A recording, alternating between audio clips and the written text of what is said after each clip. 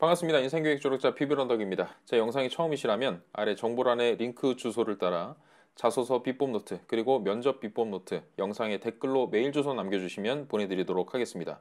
구독과 좋아요, 알림 설정까지 부탁드립니다. 자, 삼성전자의 4번 항목, 그 중에서도 이제 해외 영업이나 국내 영업에 해당될 만한 항목들을 한번 가져와 봤습니다. 자, 지원 직무와 관련된 경험 또는 리더십을 발휘해서 주어진 성과를 달성한 경험에 대해 기술해달라. 그래서 당시 상황, 본인의 해결 방법, 결과를 포함해달라는 내용이 있었고, 본인의 경험 중 다양한 배경과 생각을 가진 사람들과 의견을 조율하여 문제를 해결한 경험에 대해 기술해달라고 요구를 하고 있는 이 항목이 사실 국내 영업과 해외 영업에서 각각 묻고 있는 4번 항목임에도 불구하고 맥락 자체는 같은 부분을 묻고 있기 때문에 합쳐서 설명을 좀 드리도록 하겠습니다. 그래서 사실 이 4번 항목을 보면 얼핏만 보면 직무 관련 경험과 성과 이것이 주제라고 생각하기 쉽지만 괄호 안에 들어가 있는 본인의 어떤 해결 방법이라는 것이 결국 4번 항목에서 묻고 있는 핵심입니다. 그래서 본인의 해결 방법과 그것을 적용했을 때 네가 얻은 것들, 여기서는 결과라고 에둘러 표현하지만 당신이 얻은 인사이트가 무엇인가, 어떻게 적용할 것인가 라는 부분이 이 문항의 핵심이라고 할 수 있어요. 그래서 성과의 난이도나 수준보다 협업 과정에서의 어떤 갈등 해결 방식과 목표 달성에 대한 남다른 의지 이런 것들을 피력하는 것이 중점적으로 드러나야만 하는 겁니다. 그래서 제 방송 중에서 협업이나 팀워크 관련 영상을 한번 참고해 보시길 추천을 드리면서 먼저 요약해 보자면 구성원들 사이에서 발생한 갈등 상황이나 위기를 극복하기 위해서 취했던 다양한 노력 과정 이런 것들을 중심으로 적어 주시고 이를 통해서 깨달은 바가 무엇이냐 그리고 조직 내에서 어떤 역할을 나만이 잘 해낼 수 있을 것이냐 이런 부분들을 좀 확실하게 드러나도록 작성하시는 것이 중요합니다. 그래서 작성법과 관련해서 설명을 드리자면 먼저 이제 배경 설명부터 나와야겠죠. 그래서 당시 어떤 목적으로 이 공동 작업이라는 것이 이루어지게 된 것인지, 각자의 역할 구성 등이 무엇이었는지 이런 부분들을 간략하게 써주시는 거예요. 이후에 갈등이 발생한 부분들이나 본인의 어떤 주장을 드러내게 된 계기나 어떤 방식을 접목하게 된 그런 스토리들이 쭉 이제 구체적으로 나와줘야겠죠. 또는 이제 목표를 수립하기 위한 어떤 단계들, 그런 과정들, 이런 부분들을 설명을 해주시면 되는데, 적지 않은 분들께서 이 부분을 굉장히 그냥 심플하게 작성하시고 넘어가는 경향이 있습니다. 그런데 이런 부분들을 요약식으로 간단하게만 작성하시면 읽는 사람으로 하여금 설득력을 잃어버릴 수가 있어요.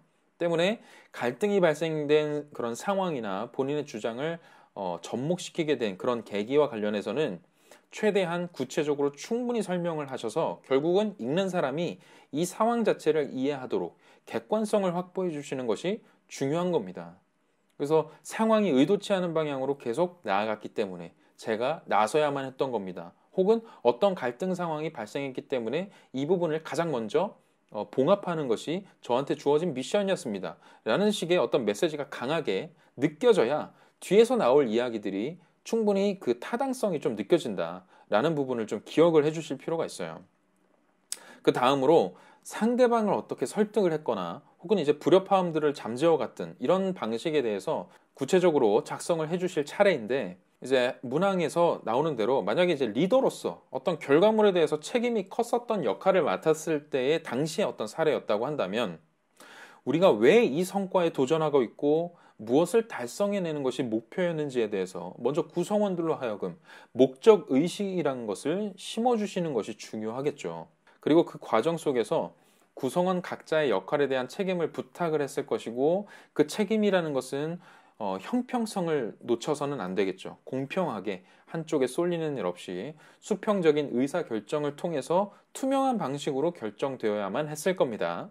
그리고 때문에 자주 모여서 일의 진행에 대해서 공유를 했어야 됐을 거고 공감하는 시간들이라는 것을 가졌을 거예요. 그리고 세부적인 액션 플랜이나 체크리스트라는 것을 함께 짜놓고 다른 이견이 발생하지 않도록 그런 노력을 기울였을 겁니다.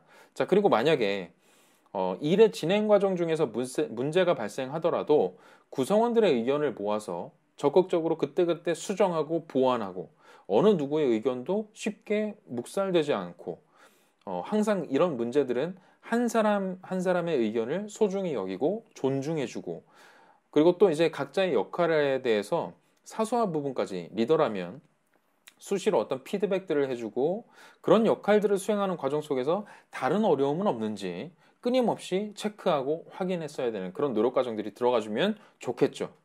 다른 한편으로 구성원들 사이에서 이제 갈등이 빚어졌거나 불협화음이라는 것이 발생한 경우라면 한 가지 이제 유념할 점이 있어요. 서로 다른 성향을 가진 구성원일지라 하더라도 여러분들이 어느 한쪽이 틀렸다라는 방향으로 몰고 가시면 안 된다는 겁니다. 절대 그러지 마시고 다른 성향을 가졌다는 점을 인정을 먼저 하고 각자의 개성을 존중해 주시고 포용했다라는 관점으로 진행을 해 주실 필요가 있죠. 그러니까 배척하지 말고 포용하라는 뜻입니다. 그래서 이 부분을 이제 자소서에 표현하기 위해서는 먼저 상대 의견을 충분히 듣고 공감하려는 어떤 액션들이 필요하겠죠. 그리고 본인의 주장을 먼저 꺼내기보다는 일의 전체적인 성공, 그리고 성과 달성이라는 그 저 멀리 있는 우리의 비전과도 같은 목적에 대해서 충분히 고민하는 단계들이 필요했을 겁니다. 그리고 최선의 방안들을 함께 찾아가는 그런 합의 과정이 있어야 되고 의견을 하나로 모으기 위한 어떤 기준점들을 나름대로 세워두는 노력 과정이 필요하겠죠. 그래서 그 기준으로부터 멀리 떨어져 있는 차선책들을 하나하나씩 제거해가는 방식으로 결국은 최선의 방식을 찾아가는 그런 방식을 취할 수도 있다.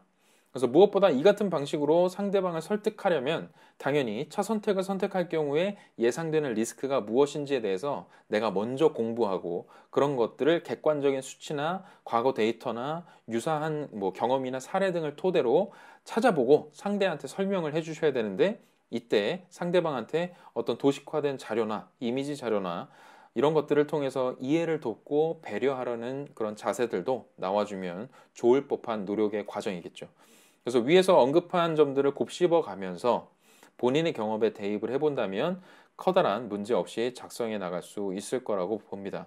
그래서 끝으로 이 항목에서는 성과 그 자체가 중요한 포인트가 아니다라는 점을 반드시 아셔야 돼요. 그보다는 해당 경험을 통해서 깨닫게 된 교훈과 이 일을 처리해 나가는 본인만의 어떤 방식, 그 당시 얻었던 어떤 인사이트 이런 것들이 중심이 되어야 된다는 거고요. 때문에 좋은 성과를 얻었다는 그냥 간단한 설명 정도로 본문을 마무리해 주시고 마무리 문단에는 이러한 경험을 통해서 깨달은 바가 무엇이었다 이런 점들을 언급해 주면서 향후 업무 수행 과정에 내가 이제 적용을 할 것이고 발전시켜 나가겠다. 또는 나는 이런 경험을 몸소 체득한 사람이기 때문에 어떤 상황, 향후 업무 수행을 해 나가는데 걸림돌이라고 할 수 있는 그런 상황들이 닥치더라도 공동의 성과를 달성해내는데 문제없이 그런 문제점들을 해결해 나갈 수 있을 거다라고 포부를 밝혀주시면서 마무리를 지어주시면 좋은 작성법이 될 수 있다고 생각을 합니다. 자, 여기서 마치겠습니다.